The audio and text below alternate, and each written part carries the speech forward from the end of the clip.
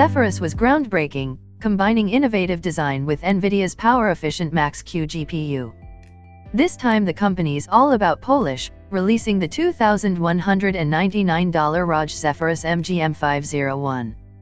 This new system retains the slick unique chassis from before, but improves upon a few aspects, such as the keyboard, audio quality, and battery life, even though it's still a bit too short.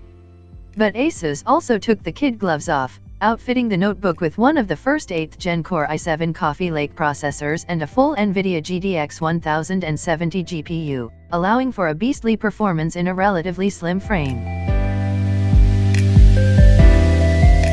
The Zephyrus is still a thing of beauty in its chassis, and is still made from brushed aluminum in a lovely color Asus calls black titanium.